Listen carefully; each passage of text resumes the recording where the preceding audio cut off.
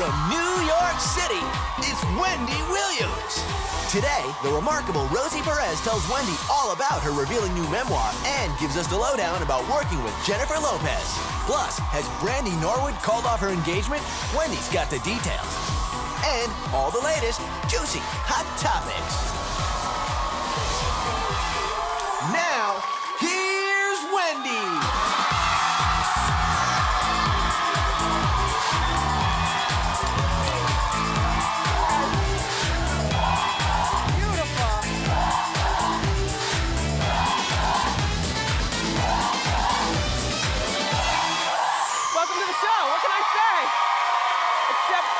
So much for watching. Say hello to my fabulous, beautiful, insightful co-host studio audience. Lovely.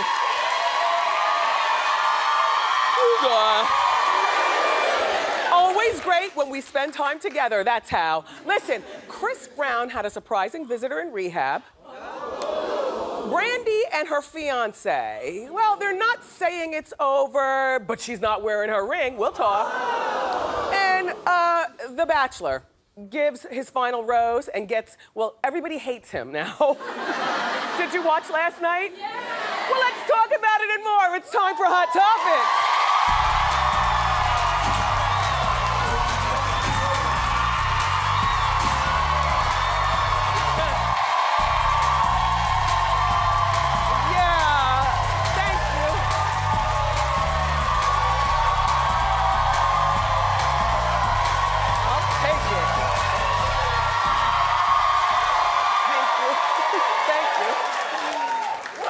So, the relationship between Chris Brown and Rihanna is over.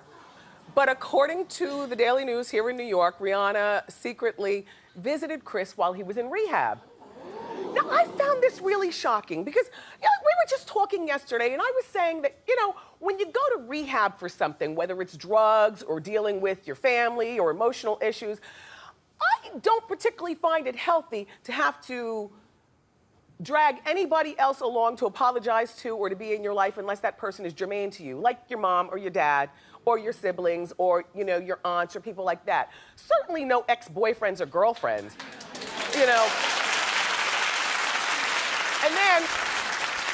And then some of my producers were saying, well, they were in a relationship. It was the relationship for which he's saying that he's having that post-traumatic stress, from all of the business that we as society gave him for beating Rihanna.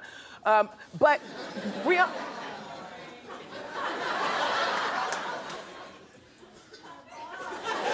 I don't know what's wrong with them, but we'll continue. For beating Rihanna, but I did not find it necessary for Rihanna to go visit him in rehab for him to apologize to her. Like, send her a telegram. Do you think it was necessary in his healing by clapation for him to visit, or for her to visit him in rehab? Do you think it was necessary for his healing? No. Anyway, reportedly, Chris lied about the visit to his then girlfriend, Karrueche Tran. And so, that is a funny name. But a really cute girl. So he lied to Karrueche, his girlfriend at the time, about Rihanna visiting, and that allegedly is why she broke up with him. They're saying for good, but it's never been for good. She'll be back tomorrow. She's that type. They're on again, off again, on again. Let's move along.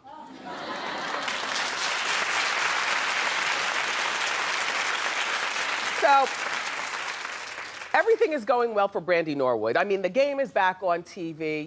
Her last album did fairly well, in a Beyonce world. She keeps her weight together. Her family loves her. Everything is good for Brandy. She's got a beautiful daughter, and she was engaged the last time she came here on the Wendy show. However, isn't her fiance or former, I don't know what to call him, a Brandy, so I'm just gonna call him Ryan. His name is Ryan Press, and Ryan is Brandy's manager, and they got engaged back in 2012. Well, Brandy's been on our show a few times, and I always like asking her about her personal life. She's so cute. So she and Ryan at that time were living together, and she told me here on the Wendy couch, and she said, but she's not as comfortable with them living together when she knows living together is supposed to really mean marriage. She said that her father Willie and her mother Sonia love him. Her brother Ray J loves Ryan. Her daughter loves Ryan. And I thought everything was right with the world. And they work together because she's the singer and he's the manager. However, they haven't been spotted together in over 3 months. Well, and the last picture that was on her Instagram of him was 5 months old, back in October, exactly. She stopped wearing her engagement ring. Now, to me, that seals the deal.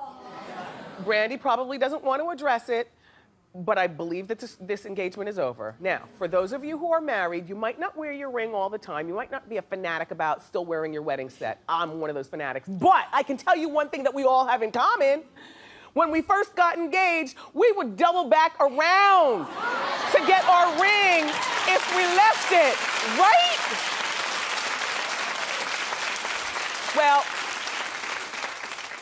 the last time Brandy was on a red carpet was for what award show? The Essence Luncheon, and she said to the interviewers, "Do not ask me about my relationship." Now see, oh God. And then, to seal the deal, here's the quote. Personally, Ryan and Brandy, this is from one of her people, personally, Ryan and Brandy are good, and professionally, he is still her manager. No, they aren't. Not in my head. And no, he's not. Because my thing about being a manager is, why would he still want to be her manager? Why would she still want him to manage her if, you know, for whatever reason, they might not be engaged anymore? They don't share children. They don't share a mortgage. Remember, he moved into her house. You know, they probably don't have car payments together or anything like that. So why would he want to be her manager? Oh, Brandy, listen, you'll find another one. And Ryan, you're cute enough, you'll find another one too. I think the healthy thing to do is, if they're not engaged anymore, to cut all ties to one another. And the one that I feel sorry for the most, aside from Brandy, is her daughter, Sarah. Sarah, I think her name is. Sarah, you know, a little girl, cute, you know, she's like 10, cute. Anyway, we'll keep following the story, and thank you. So,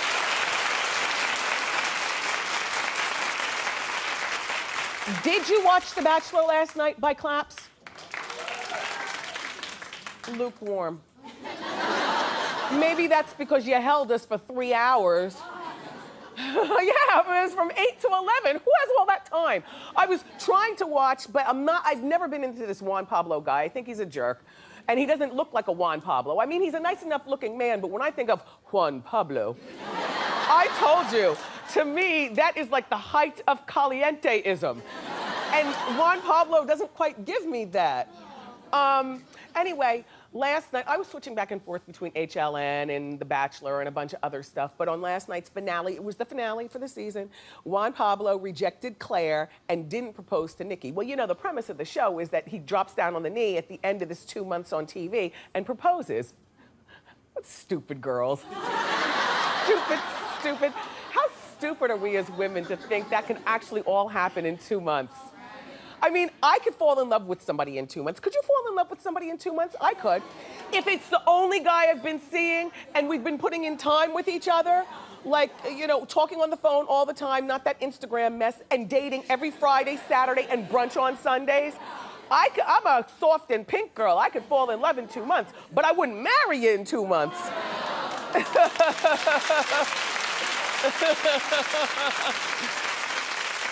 Well, I have to tell you, Claire, the rejected bachelorette, lashed out. Take a look.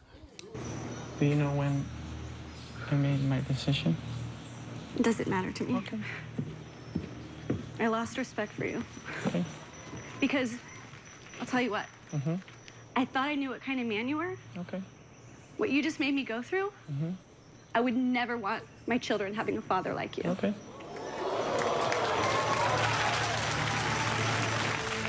I'm glad I didn't pick her.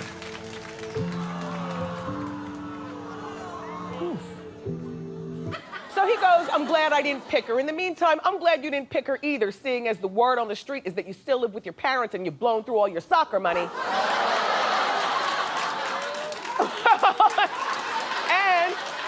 and you know what? For those of you who are Bachelor addicts, you realize that you've made him the most hated Bachelor in Bachelor history. And then he tries to act like, you know, when it's convenient for him, like he doesn't understand something because of a language barrier. Go someplace, Juan Pablo.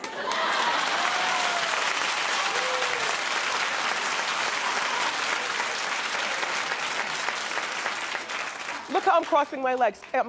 Wait, can you get my full leg? Yeah, come on.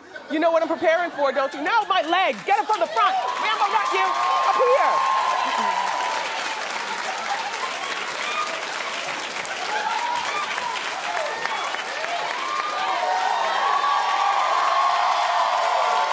Now, and Suzanne, nobody needs your coaching, but if you are my true co-host and you come here with super knowledge of hot topics to assist me when I get a senior moment, then do you know who crosses her legs like this? Naomi Campbell, that's right.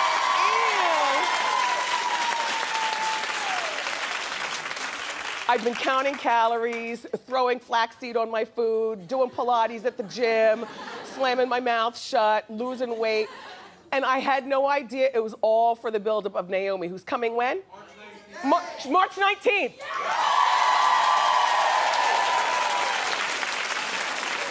Look, first time I saw Naomi cross her legs like this, she was on Oprah.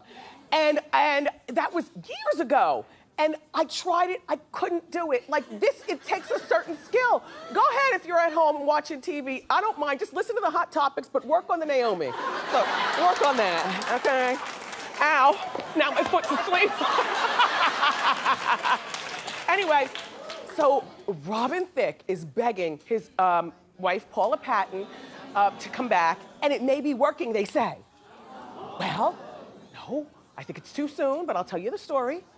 Robin and Paula reportedly still talk constantly. Well, they have to. They have that son. And Paula reportedly has, isn't it cute? He doesn't look black at all, does he? Ooh. He's gonna go through it. He's gonna check black when he goes to college. They're gonna think he wants an equal opportunity scholarship. He's gonna be like, no, I am black. Anyway, look, so Paula reportedly has no plans to hire a divorce lawyer. Now, hey, look, this separation just happened. It's too soon for a divorce lawyer. She's got to get her head together. Remember, she's been with him since they were teenagers. He 14 and she 16. So reportedly now, they're talking about what Robin needs to do to make the marriage work. I say it's too soon to talk about that, you know? Just like I'm a little tired of him begging all around the world. I mean, I think he's doing the right thing, and it does wear a certain girl down. You know, it's probably gonna wear her down. But my suggestion to Paula is that you don't get back together with him, and I'm sticking by this, until December 31st. Right? You want to kiss the correct person on New Year's Eve, correct? And they've been married for a long time, and I'm sure he's done her wrong many times. Allegedly, the streets have been talking since forever. I think that, you know, I don't know what Paul has done during the marriage, but she's pretty enough. She's probably no innocent, but certainly not as hurtful as him. I think that she needs to spend spring and summer kissing boys, having fun. You know, and ladies and gentlemen, I'm not saying that kissing boys is the only thing that she should be doing, but when a girl gets with a boy at 16 years old, chances are that boy has been rock starring around the world and not suffering in the least by being in a monogamous relationship. While Paul is trying to be a dutiful wife and a good woman, I think that she's got some things to do. You know, maybe a little meditation. I bet you she's never taken a trip by herself, you know, to really find herself. Go someplace good. Treat yourself to the presidential suite at a 5-star hotel in Bali, you know? And most importantly, get out there and have fun, Khloe Kardashian style. Go out in something like this.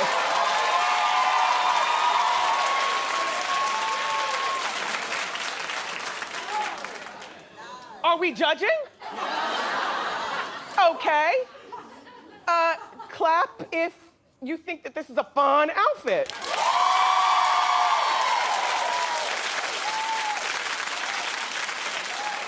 I think it's a fun outfit. I am past my time to wear it. However, you go, Chloe. And you know where she was going in this outfit? She was going to see Rick Ross in concert.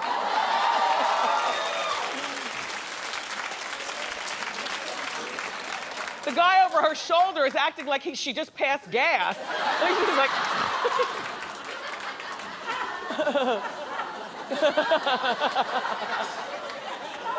Work it, Chloe.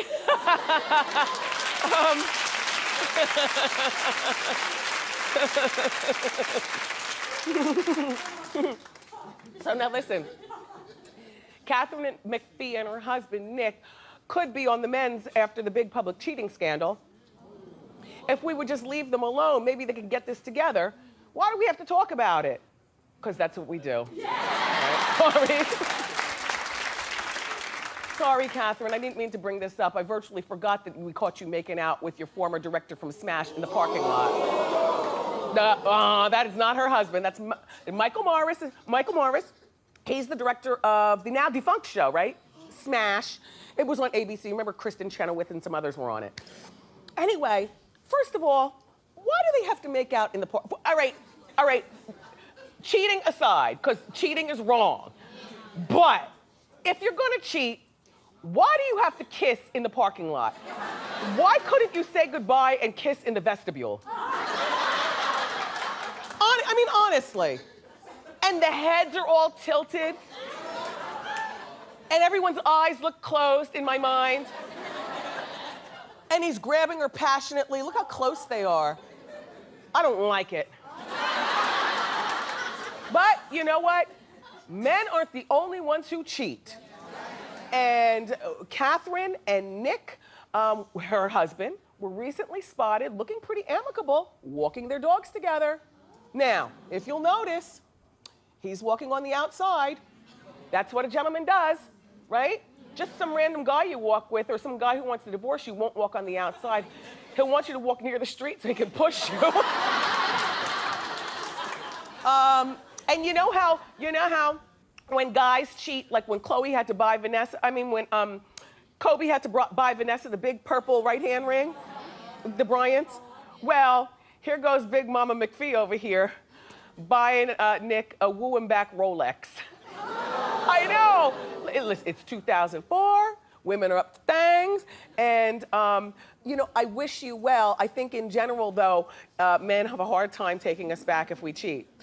And if they do take us back, here's my rule. And you can agree or not, whatever. We fight every day, so one more fight won't make a difference.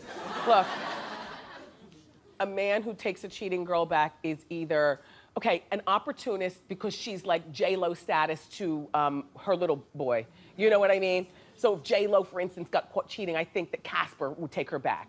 Okay, that's one kind of man. But the other kind of man, in my mind, who takes a cheating woman back is a man who's probably cheated but hasn't gotten caught himself. So,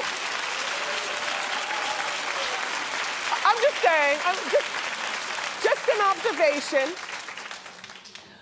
Hi, Ryan Seacrest, how you doing? You know, Ryan wasn't always so fit and fabulous, and I like to remind you of this because many of us grew up fat and pushed off to the side of life. I know I did. Oh, you did too? Clap if that was you. All right, so there are a few of us losers in here.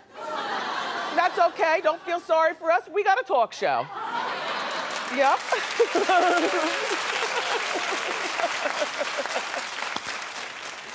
But Ryan wasn't always so fit and fabulous. You know, he grew up in the South, and Ryan reportedly, now to keep himself together and cute, that's what he, right? Look at how he's looking at us, too.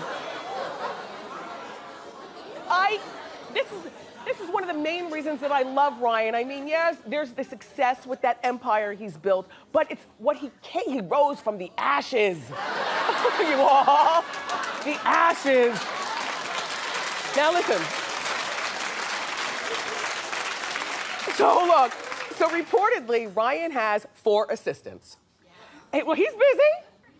And one of them he hires specifically to follow him around in a briefcase filled with insulin to keep his microbiotic green juices cold. And when he's ready for a green juice, he just says, "Green juice, please." I don't find that diva behavior. I find that's the thing that keeps you from the scooter pies in the vending machine. You know what I mean? You know what he says when he was younger? He says, he says that when he got home from school, he used to eat a sheet of nachos and watch Oprah.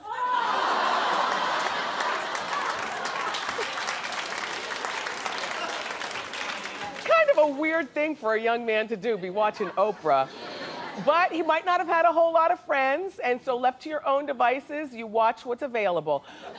My only concern with his whole new way of life, don't judge me, is that he stopped drinking.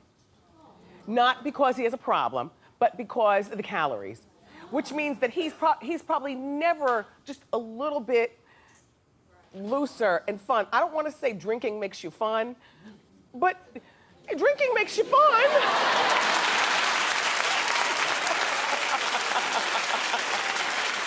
How you doing, Ryan Seacrest? Keep clapping, everybody. We've got more great show for you. The always enjoyable Rosie Perez is here. She's giving us the dimple. Rosie's got a new memoir. I can't wait to catch up with her, but up next, it's time for one of my favorite features on the show, Celebrity Fan Out. Don't go far.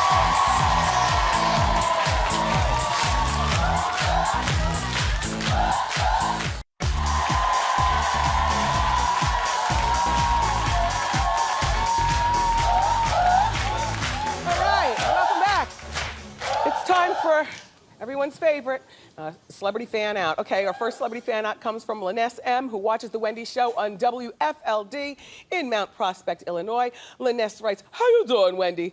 I was in South Africa for work, and I couldn't believe who was walking right by my window. It was Mila Kunis." Wow, that's a good one. I definitely freaked out because as soon as I saw her, I screamed and started running towards her. She even turned toward her friend and said she scared me.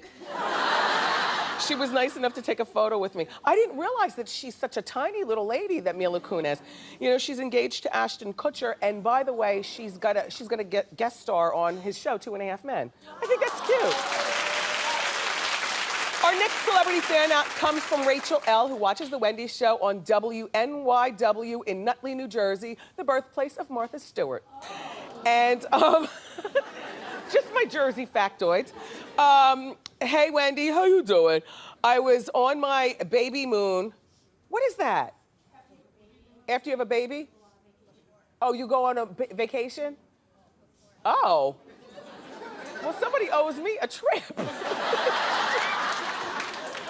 I was on my baby moon when my husband, with my husband in Dominica, when I saw a familiar face walking around the resort. Imagine my surprise when I realized it was Kesha. Oh, nice.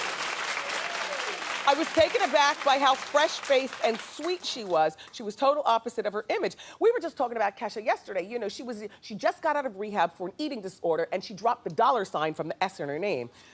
Hey, Kesha, thank you for that. That was a good one. Okay.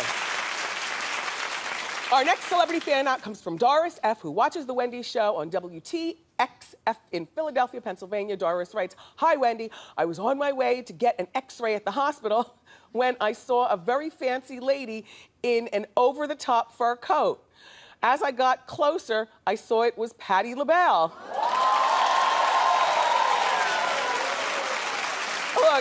Look. I asked her to take a photo with me, and she replied, "Sure, honey, come on." Then she asked me to check out the photo to see if I'm happy with it. Of course I was. Here's a fun factoid about Miss LaBelle. She doesn't give a damn about PETA. And you know what? And to each his own. Look, you know, I just want you to look at the feet, at the train of her dress, her coat. Yes, that is the monster coat, Miss LaBelle. Thank you for that. That was a good one, Doris. All right, our final celebrity fan out comes from Christian F., who watches our show on BET in Old Hickory, Tennessee. Christian writes, how you doing, Wendy? This year, one of my dreams came true. I was lucky enough to meet one of the most beautiful women in the world. It was Dolly Parton.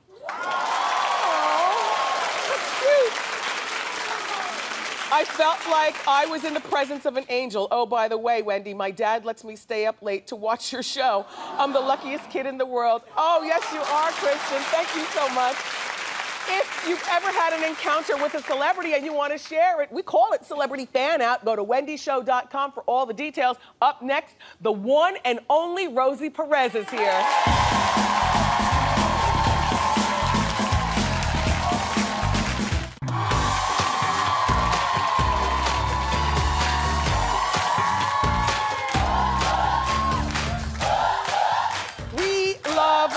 When our first guest stops by, she's an Oscar-nominated actress, and she's got a new memoir, and in it she shares everything from her troubled childhood to her rise to superstardom. Please welcome to our show, our friend Rosie Perez.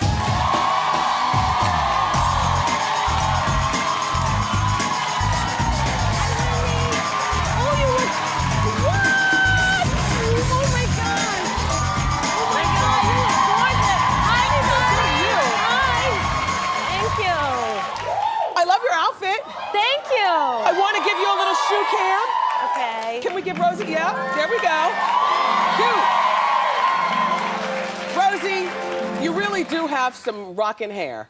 Thank you. Now, the hair that you have on the cover of your book, I obsessed. I came in this morning, I told my Antoine, who does my wigs, I was like, I need this. Look at that hair. Right? Sexy. You can get it too. Yeah, no, he's sewing it up as we speak. Yeah. There's so much hair on that cover, it's ridiculous. And the smirk you see me with, Eric Johnson shot that. I just almost bursted out laughing because I was like, this is ridiculous. But hair is a major factor in the book. But you want to know what? The smirk is good because you win. That's right. Now, there are a few things in this book I want to talk to you about it, but first, congratulations on eloping. Thank you. I heard about it when it happened, and you're one of the women that I use as an inspiration for some of you who think that, you know, after 40, you know, nothing's going to become of you. It's not true. No, it's actually... Do I have a booger in my nose? Why do I... No. No, it's not true. Go ahead, keep going. Only a friend will tell you if you have a booger in your nose. She's friend to the show. I love it. Go ahead. No, but, you know, it's actually better now that I'm older because I am more secure as to who I am and more secure as to what I want. Yes. And you find a partner. You don't find a fantasy. Yes. And you find a partner, and I've married my partner, my best friend. Yeah. And so never give up on love. And I love how it happened. So you all are fight fans, and you went out there to see Mayweather fight? Yes. And if he won, you'd elope? No. I knew he was. No, it wasn't a bet that he was gonna win. I would just kept saying, I bet he's gonna win. I bet he's gonna win. And he goes, you know what would be better? I bet if we eloped, it would make it even sweeter. And that's where it came from. So it was taken out of context. That's cute. That's cute. And so how long have you been married now? Since September 15th of 2013. I know it because that was the day after the Mayweather fight, so I'll never forget my anniversary. So now let's talk about the smirk on the cover. And I said because you've won. I had no idea that you were a ward of the state. Yes. I had no idea that your mother was diagnosed with schizophrenia. Right. I had no idea about a lot of things, Rosie. Let's talk about a ward of the state and how'd you get there and how did that change your life or give you a different perspective now as a grown woman? Well, I was a product of an affair, and I won't give it all away because you got to read the book. You were a product of an affair? Of an affair. Okay.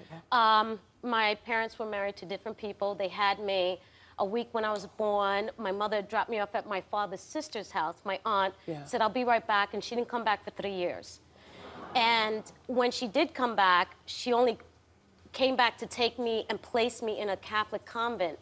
And in that instant, I became property of New York State and governed by the Catholic Church. Jesus. And so all my rights as a child were gone. and it took a very, very long time to get out. And I vacillated between upstate New York and Brooklyn and my aunt's house back and forth. How old were you when you first got placed in? 3. And how old were you when you finally got out? Well, that's tricky because I got out of the home, that's what we call the Catholic Church, at 8 years old. But then there was a lot of legal stuff that was going back and forth, and I went right back into the system because of it. How did you survive that? You know what, Wendy? I just think that there was something inside of me that I knew as a child that I was special, and I was supposed to contribute something special to the world. Yeah. And that's what kept me going. And I went, I'm sorry. Go ahead. I don't mean to embarrass you. Uh-oh. But I thought of you when I was writing the book. You did? Yes, I did, because I remember listening to your show when you were on radio. Oh. And you said you were a big sister. I was. And back then, I'm old, they were called volunteers. And I had a very influential volunteer, this woman, that helped me understand as well that I can obtain other things.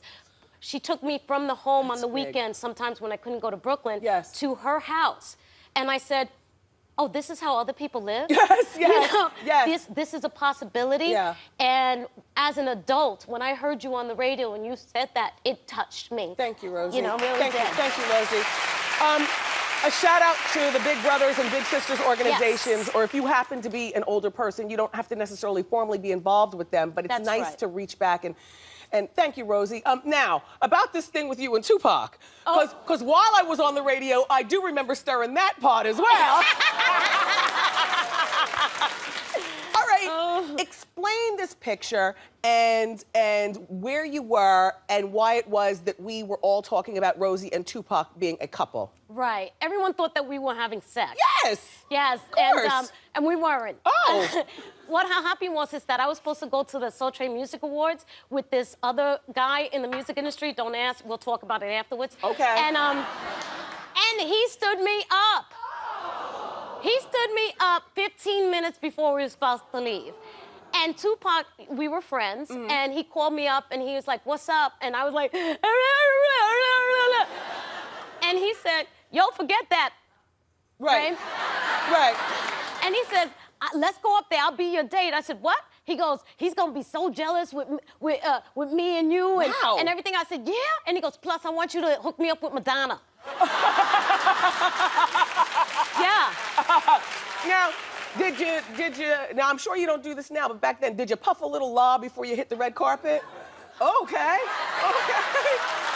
Listen, that was 20 years ago. That's 20 years ago. But what happened was that I wasn't a puffer back then. Oh, so it hit you good. Oh, what? Okay. To the point where we were in the limousine and my best friend Julie was in the limousine as well. Yes. And we're sitting there and we're like, whatever. And I look at Pac and he looks at me and I go, are we supposed to kiss or something? and he said, no, because you're the type of girl that someone marries. Oh, so did he end up leaving with Madonna or hooking up with Madonna? Oh, well, we learned something new every day. Wow. Yeah, and it was a crazy night because when we got out of the limo, I was so stoned and I was so scared and everything. And he's like, don't worry, I got you. And that's the handing, That's the picture? That's the picture when he said, I got you. Oh. It was so cute. And then when we got there and we sat there, I didn't realize he was sleeping with half of the women in the industry. More great chat with Rosie after these messages.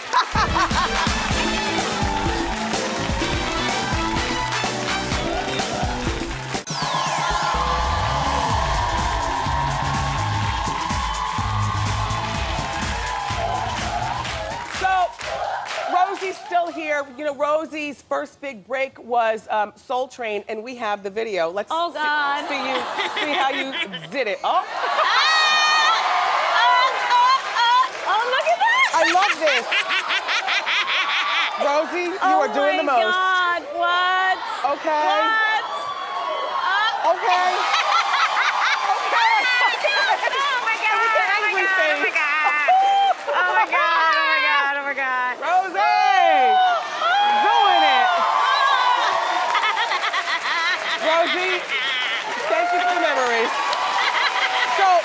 Now, in your memoir, you know, Rosie does have a new memoir. We've been talking about it. If you just got here, you're late. Look, in the book, I love the passage where you throw fried chicken at Don Cornelius. Yes. Rest in peace. Yes. Why did that happen? I know. Why did that happen? Well, because I was humping on, well, he was humping on me. Not Don Cornelius, no. Keith Sweat was performing on the show, and he came over, and I was dancing on the back riser. He comes over and he starts humping on me. And Don kept yelling, cut, and he had to redo the take. And so by the time I got down the Soul Train line, Don was so angry at me. And there's other reasons, I don't want to give it away, you know, that he was angry at me. And also I was dancing hip hop down the line, and that was a no-no. Okay, so it was a big no-no. How were you supposed to dance? Like that. Okay. Like a vixen. Yes, like you a know? vixen. And I just was tired of it. I wanted to dance how I always danced, and it was hip hop, and he didn't like it, and it was kind of new to LA at the time. And you're a product of New York, so you were at the Latin Quarters and all these great places all the time. The world, everything, yes, the loft, what? And so, yes. And so then what happened was that he told me, you better go down the line like I tell you to. And I got so angry at him, and I was like, well, I'm out. And I walked down the Soul Train line like I was Naomi Campbell. And then he grabbed me. Huh? And I had like a terrible temper because of all the things that I went through as a child. Yes. And I talk about that in the book, how I suffered now, when I was an adult, not now, from PTSD. What is Chris that? Brown, he needs to address it. Yeah, that's... And I say that with love. Your shrink diagnosed you with, like you have a tick. Yes. Do you take meds? No, I did take meds for a long time. I was so insulted. Okay, yes. She was like, you're not mentally ill, but you need medication. I was like, what? And it helped a lot. But anyway, when he grabbed me, that tick went off. Okay. Like, boom. Boom. And I went to swinging, and he went to swinging. I ducked, and the only thing that we got paid was a 2-piece Kentucky Fried Chicken lunchbox. And I grabbed that lunchbox, and it was open, and what was in the hand was a chicken wing, and I threw it, and it went boink. And I was escorted out. And you were escorted out by security. Yeah. So then you moved on, and you know, I know that the big story that people have been talking about in your book is with you and Jennifer Lopez. You know, graze over it if you care. You discovered Jennifer? Yes. Yes. Tell us how and whether you all get along today. Okay. First of all, I just want to say that what the tabloids did was a disservice for every single person who has suffered from child abuse. Because that's what really the book is about. How do you move on as an adult and not let your past haunt your present day? But what they did was they took the Jennifer thing. And it's that big in the book. Yes. And I did discover her. We had a open casting call in New York to find a new fly girl. I saw her, I said, oh my God, this beautiful girl with this biggest butt is so... No, that's no disrespect, because a woman with a butt is a beautiful thing. And she also said that she has a very pretty face. Yes. And you saw something that Keenan didn't see. I saw instant star charisma. I said, Keenan, this girl is a star. We should get her. He said no. We went back to LA. We had another casting call. We hired someone else who was a very good dancer. But after 3 weeks, Keenan was like, you're right. And I said, we need to go back and get the girl from the Bronx. And he did, and look at her now. She has a wonderful career. But there was a little tumultuousness in between. But you put that, both of you put it in the past. And yeah, that incident happened 20 years ago. Girlhood, it's called girlhood. Yeah, and it was over. And the reason why I mentioned it along with the Don Cornelius chicken wing, along with me cursing out Jamie Foxx, was because I wanted to address that I did, in fact, have PTSD. I did have residual anger and pain from my past that I wasn't aware of. Yes. I thought I had risen above it. Yes. And success and money doesn't mean you've risen above your issues. There you go. Clap it up one time for Rosie Perez. Rosie's new memoir is a must-read. It's called Handbook for an Unpredictable Life. Rosie Perez, it's now available in stores. Up next, it's time for Ask Wendy. Rosie.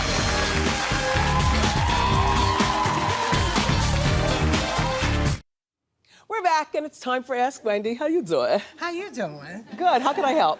Hi, my name is Tony. I'm 52 years old. I'm single, and I am fabulous. Yes, you are. Yes, you are. Okay, now this is the situation. Okay, at work, there's this really young, cute guy. How young? 25? No, he's older than 25. Okay. He's older than 25, but he always sexts me at work. Now, what is that? What is that sexting? He's telling you what he wants to do with you, with your body? No, he's just sending me little sexy text messages. Okay, all the time. So now, even though I'm flattered, Yes. because I do send him stuff back. Okay. So you sext him back? Yeah, sometimes I do. Okay, Tony. But, yeah, so the next time he sends me these sexy messages, what should I do? Ask him out? Ask him out. Well, here's my thing. Here's my thing about sexting. Sexting is something that sounds really young. You know, like you sext once, that's enough. Like for me personally, I wouldn't sext back only to somebody who's not my husband because I don't want you to have the evidence that I'm sexting you as a coworker, so that if something goes down bad between us, you besmirch my name at the fax machine. That's right. You know what I mean? Yeah. So if I were you, I would stop sexting him back. Okay. And know that young usually translates into just a little vodeo dough. Okay. You know, something to make a girl feel good. That's right. And ask him out. And take this out of the office. And he's got to act right. Right. And no matter what people at work say, you deny it. Because young boys never... A young boy very rarely knows how to carry on an affair with a grown woman at work. Yes. Oh, and that's the fact, Jack. Yes. Thank All you. right, Tony. Up next, everybody, we're going to reveal our audience eye candy of the day. Don't go far. I got a diva fan for our audience eye candy of the day, Kelly Jarrett. I love your outfit. Tell us about it. Thank you for picking me. This is a floral blouse from H&M, only $20. Uh-huh. This skirt is from Love Culture, $25. Okay. And my shoes from Forever 21, $30. Fantastic. Thank you for reminding us spring is around the corner. We'll be right back, everyone. Here you go, Kelly.